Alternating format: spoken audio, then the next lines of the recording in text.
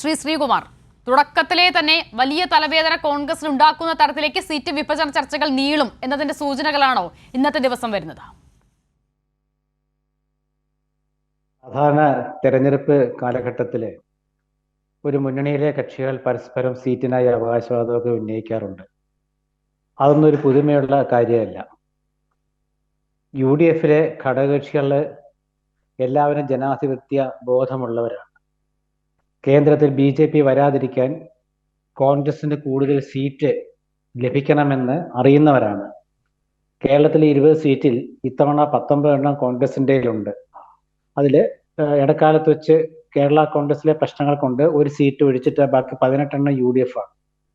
അപ്പൊ അതുകൊണ്ട് കോൺഗ്രസ് ഒറ്റക്കക്ഷിയായിട്ട് കേന്ദ്രത്തിൽ അടുത്ത തവണ വരികയാണെങ്കിൽ കേരളം ഒരു വലിയ ഘടകമാകണം. എന്നാൽ ഘടകകക്ഷികൾക്ക് അവർക്ക് അനുവദിക്കപ്പെട്ട സീറ്റുകൾ ലഭിക്കുകയും വേണം. മുസ്ലിം ലീഗും കേരള കോൺഗ്രസും RSPയുമാണ് സീറ്റ് അവകാശവാദം ഉന്നയിച്ചിട്ടുള്ളത്. അവകാശവാദമല്ല, അത് അവരുടെ അവകാശം തന്നെയാണ്. 2 സീറ്റ് ലീഗിനുണ്ട്, 1 സീറ്റ് RSPക്കുണ്ട്, 1 സീറ്റ് കേരള കോൺഗ്രസിനുണ്ട്. കോട്ടയത്ത് കേരള കോൺഗ്രസിനാണ് കോട്ടയത്ത് UDF-ന്റെ ധാരണ പ്രകാരം ലോക്സഭാ മണ്ഡലത്തിൽ മത്സരിക്കാനുള്ള അർഹത ഉണ്ടാവുക. അത് ചർച്ച തുടങ്ങിയിട്ടില്ല. പ്രാഥമികമായ ചില ധാരണകളെ കുറിച്ചൊക്കെ ചർച്ച ചെയ്യുന്നതെന്നല്ലാണ്ട് വ്യക്തമായ ചർച്ച ആരംഭിച്ചിട്ടില്ല. ഈ മാസം 4-ാം തീയതി, ഫെബ്രുവരി മാസം 4-ാം തീയതി തൃശ്ശൂരിലെ കോൺഗ്രസ് പ്രസിഡന്റ് മല്ലികാർജുൻ ഖാർഗെ വരുന്നുണ്ട്. അന്ന് രാവിലെ ഇവിടെ കോൺഗ്രസിന്റെ തെരഞ്ഞെടുപ്പ് സമിതി യോഗം ചേരുന്നുണ്ട്.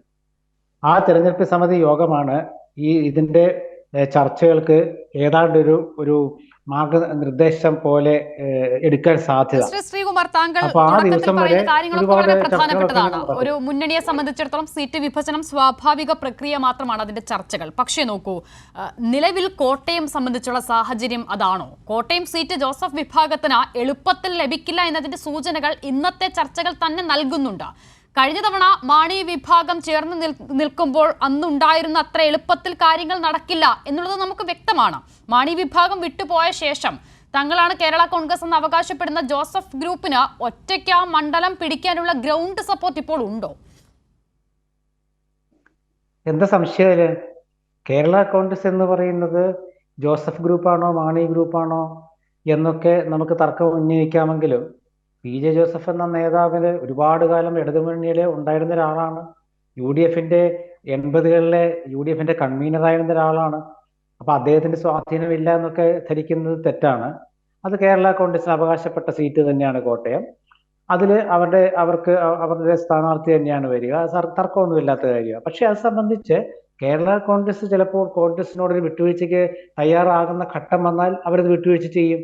കാരണം ഞാൻ ആദ്യം പറഞ്ഞില്ലേ, ഏറ്റവും വലിയ ഒറ്റക്കക്ഷിയെ ക്ഷണിക്കുന്ന സ്വഭാവമാണല്ലോ ജയിച്ചു കഴിഞ്ഞാൽ ഡൽഹിയിൽ ഉണ്ടാവുക. അപ്പൊ കോൺഗ്രസ് പ്രതീക്ഷിക്കുന്നത് 250ഓളം സീറ്റുകളിലാണ് കോൺഗ്രസ് കൃത്യമായിട്ട് മത്സരിക്കാൻ സാധ്യതയുള്ളത്. കഴിഞ്ഞ തവണത്തെ പോലെ എല്ലായിടത്തും കയറി മത്സരിക്കില്ല.